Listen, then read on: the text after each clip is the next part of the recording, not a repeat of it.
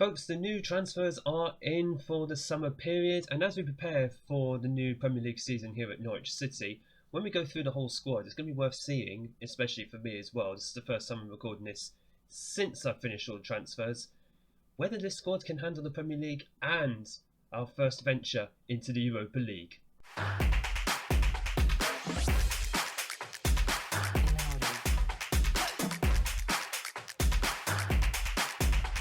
Hello and welcome to episode 20 of Unemployed to Legend here at Norwich City. My name is Craig, and coming up on today's episode we have all the transfers in and out this summer at Norwich City. Just before we get started, can I just ask that you double check down below that you are subscribed to the channel. It will support me, it's free to do as well, and it just helps push the channel out there to a wider audience. Now, at times this summer, this period of the transfers, this just felt very quiet. We did have a flurry of transfers within the first week of the transfer period opening, and then it kind of went dead for about 2 or 3 weeks, and then transfers just started filtering in and out over the period of a few weeks. But otherwise, it was mostly me just clicking continue. Most of the time, I was just thinking, right, can we just sort of get through this summer period and get to the season as quickly as possible? But we are going to go through all the transfers in and out. So we'll start with the players who came in June. There's a couple there was 3 who came in by the time the transfer window opened. Gerardo Cervantes. Now, we'd actually bought this guy in January, but he didn't come in, obviously, until this summer. 18-year-old Mexican right back, 2-star current abilities. Oh, he's only 3.5-star potential. I mean, wow, really? He was 4-star when he came in. That's quite horrendous now. He's probably someone who we bought him for 875,000. We'll probably develop him a bit, send him out on loan, and then probably send him on his way for some money. So that's more than likely what's going to happen with him, but you never know. Some players have surprised me in the past. Maybe Cervantes will be another one of those. He's already capped for the Mexican national team as well. So if he gets a few more caps under his belt, he's already developing this summer. Who knows, maybe £5-10 million he'll go for? The same can be said for Michael Hamilton as well, who came in from Manchester City on a free. 21-year-old English midfielder. He can play anywhere across the midfield and attacking midfield area. 2-star current ability. I don't even know how much potential he has. 4 stars apparently. Apparently he can be Premier League material in the future, but at 21 years old, what's the chances he's going to break into my squad, really?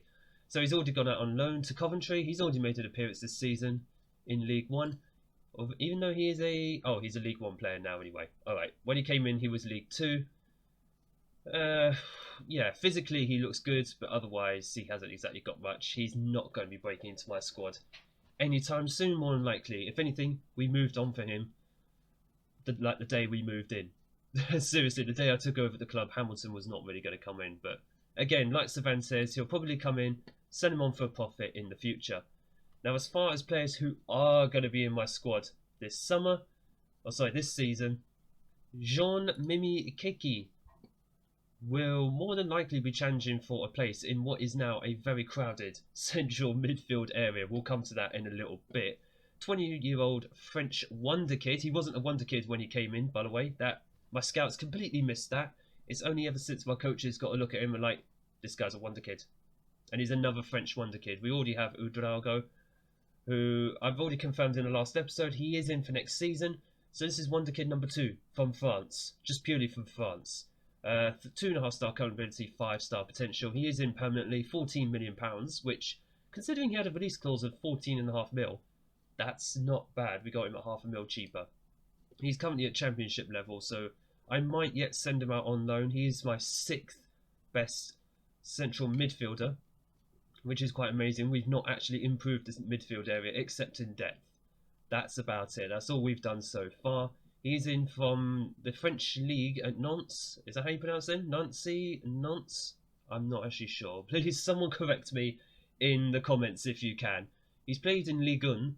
He's also played in Ligue 2. Actually, he was in Ligue 2 last season, so he's just kind of been bouncing between divisions at the moment. He's not the most impressive physically, but if he's just going to be in the middle of the park, then I'm looking for someone who's got that technical and mental attributes that are going to be very, very useful there. He's someone who can play in Mazzala, so if he does stay and Saki is not in the team, Keki will more than likely be able to fill in. Next player who will be in the first team, guess what? He's another French wonder kid, Jocelyn Guinchard. 20-year-old French wonder kid, this time on the right wing, as I'm filling this team quickly with wonder kids left, right and centre. In this case though, 3.5 star current ability, I believe he's 5-star potential? 4.5 star potential, never mind. Currently operating at Premier League level, he is better.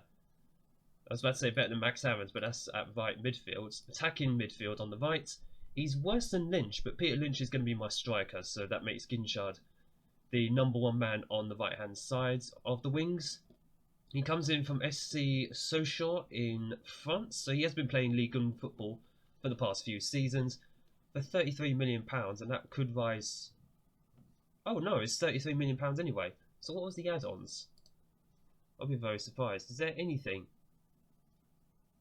Right, okay, so it's only a 10% sell-on fee percentage. That's pretty low, actually. I'm quite surprised Sochaux didn't actually ask for more than that. Although, to be fair, Jocelyn has actually asked for £110,000 a week, so he is our highest paid player by a country mile. I think Lynch is the next one on 90,000. So Guinchard better be performing. He better be showing the goods as soon as the season kicks off. As far as other players who have come in go, Chouab de Cotonese, French 18-year-old promising midfielder, not wonder kid this time, bit of a downgrade, but nevertheless, 2-star current ability. I think he's a 4-star potential player. He is a League 1 level player who could be Premier League. He's another one that if he doesn't make it, we can sell him on for a nice little profit. Nothing wrong with that. We are in the business, of course, here at Norwich City, of making profit on players that we cannot get into our first team. At the end of the day, that's what a club like Norwich City would do in real life, so it makes sense that we get a player like him into the squad. He's on loan now at Huddersfield in League 1, which is the level he is at. He's already played one game. In fact, hang on, who did we have at Huddersfield as well? Michael Hamilton. No, Hamilton's at Coventry. That's my bad. He's at Coventry, but De Cotigny is not the first player we've loaned to Huddersfield in this save, of course. I think we had Rutehauser at Huddersfield last season, which was very, very pleasing. He got some good game time. He's now back with us. I think he's gone out on loan, actually, Rutehauser, to a MLS side, I think. Yeah, I think so. I think he went in July, so I think he's gone over to the MLS, which is fine. As far as players who went out in June, Michael Hamilton, we've seen, went to Coventry on loan.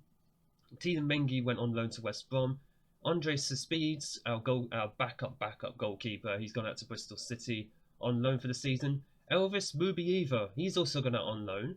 But interestingly, he's gone to the SPL at Celtic, and apparently he's a wonder kid. Like, I didn't know this. I don't know if this is something that's just come up at the end of last season, but he certainly wasn't a wonder kid. Like, back in January, I'm pretty sure. I mean, if anyone's watched any of the episodes before, and you've seen Mubieva, like his attributes and stats, please just let me know if he was actually a wonder kid or not, because I'm pretty sure he wasn't. He's only made about 7 appearances in the Premier League for us. He's just wasted on the bench, so I figured this season, just go out on loan, just go and get yourself some game time. He's Premier League level.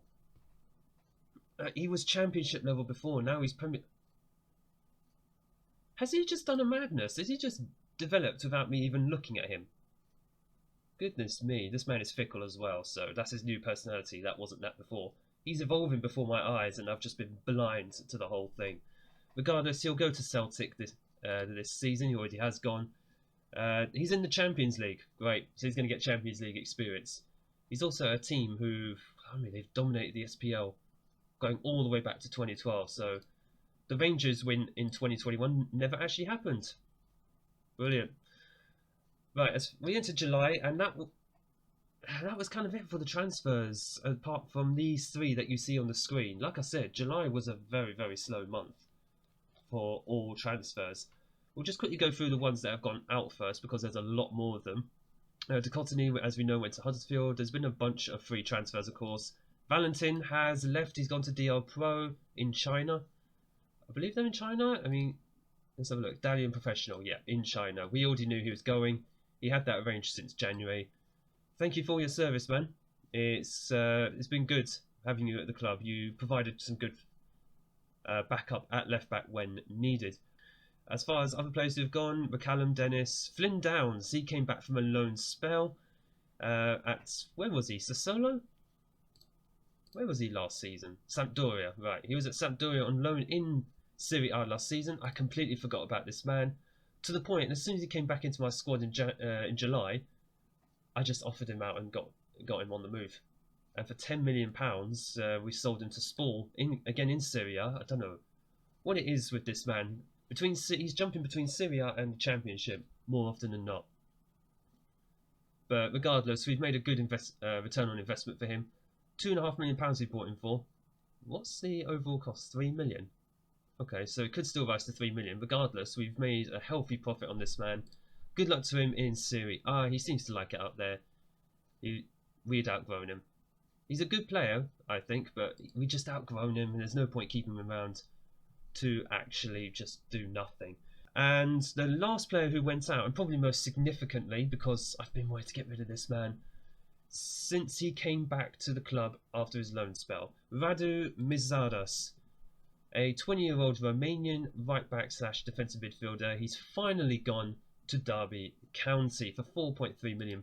Yes, we made a loss on him, but he's just such a moaner. He's ambitious, actually, if you see on his personality. But he came back. He's saying pre-season started too early. I accidentally left him off the training camp as well for the USA. Oops.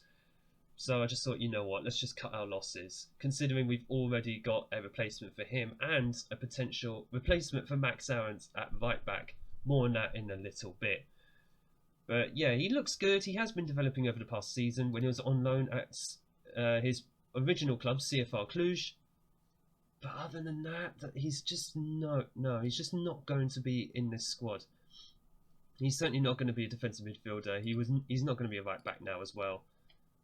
And we'll come to the man who has replaced him in a moment. As I mentioned as well, Tiedemann Mengi's gone out on loan to West Brom for the season. We've got the replacement for both of them, effectively. So for the signings who have come in, Marek Wozniak, £2.5 million, 20-year-old Polish centre-back. He's only 6'1", but there's a good reason why I brought him in. Number one, just give us a bit more depth at centre-back. It's not going to happen for this season because we don't have a work permit for him. The work permit failed, so we've had to send him out on loan to Copenhagen in Denmark for the season. I've told him that the only reason we're sending him out is because we can't get a work permit, and he's thrilled about that apparently. Not particularly promising, but there you go. He's a 3-star accountability player with 4-star potential. I think he's already capped for Poland. Yes, he is. 8 caps. And he has been playing in the Polish Premier League. I'll be interested to see if he can play in the Premier League for us here. Apparently he's at Premier League level, so we'll see if he's able to slot in or if we just outgrow him. Who knows? It could be a case we'll just outgrow him this season. Especially as we do have another signing who has come back. Luyanda Radaby. In fact, where is he? Where is Radaby? Because we did buy him last summer. There he is. Luyanda Radaby. He came in last summer. I believe I did show him. He has been out on loan at Sporting Lisbon for the season. At least until March, because he suffered damaged cruciate ligaments. I was hoping to have him in the squad for this season. And he was having a very good season. Well, he's having a decent season in Portugal for Sporting Lisbon. And he was playing games for South Africa. So the hopes were good. Yeah, he would get a work permit. And he has a work permit. But he's now out for another... I think, how long is he out for? 7 weeks to 3 months. So he's going to miss the first quarter of the season, at least. Probably the first half of the season. And it's just had a knock-on effect on his physicals, which isn't great. But I'm still hopeful he can he can produce good form for our squad when he comes back. That's not good, though. Injury proneness. Could have real problems with injuries. It might be we'll have to manage him. But that's why we brought in Wozniak, because of Radaby's problems now. Had that not happened to Radaby, Wozniak would not have got into this club. We'd have had Radaby for the season, and that would be it. That would be done. A player who I did buy in January, by the way, and I completely forgot about, Filippo Nicolau, a £34 million signing. I bought this man in January. He didn't arrive till July. And as soon as he came in, I was like, who is he? I completely forgot who he was. And the fact I saw how much we paid for him, £34 million, I just felt, wow, what are you doing, man? That was just terrible. He can play at the Premier League level. He's got a high work rate. 20-year-old Italian central midfielder. Like I said, we're now stacked in central midfield. But my goodness, I've overpaid hard for this man, unfortunately. He's fairly loyal, which is good. But I don't know if he's going to get the game time. He could surprise me at the end of the day, but he's our 5th best central midfielder. He's still behind all the others who were here last season, but he's got that 5-star potential, so it's not completely lost on him. He has been on loan at clubs in Serie B, Serie C, from Atalanta. Oh, sorry, Atalanta, not Atlanta. Atalanta. We just have to see how he does. He's got some good mentals. He's got good physicals on him at 20 years old. He can still improve, and he's currently at Premier League level, so he might surprise a few people. But the one I am most proud about, and the one who's literally come in about a week before in-game, is Ivan Nikolov, a potential future replacement for Max Aarons at right back. I've been begging for a new right back for the last couple of seasons, someone who's going to actually challenge Max Aarons, and we've got that with a wonder kid right back, 19-year-old Spanish, Ivan Nikolov. When I saw that name, I was thinking Russian. But not the case. He's not even got Russian in his nationality. He's got Bulgarian. I'm just looking at that for the first time at this point. He's been playing, and he came through Villarreal's youth team. He's been playing for Villarreal as well in the first division in La Liga. Not exactly been tearing it up, but he's got that experience at a high level, and hopefully we'll see that in the Premier League. He's currently at Premier League level, so if Max Aarons plays some Premier League games and Europa League games, Nikolov will be someone who can slot in when needed. He's a squad player, so he's not going to be expected to play every single game this season. But what it does mean is if, for example, Max Aarons does get sold, because he has a £37 million release clause, it's not the end of the world now. We do have Nikolov, which is very, very handy. He's performed well in training, yep, Premier League level, very brave, high work rates, yep, he's a good team player. That's exactly what I want to hear. Good team player. So hopefully he'll listen to my instructions. And yeah, that's been all the transfers. Like I said, it's been a very, very slow transfer period.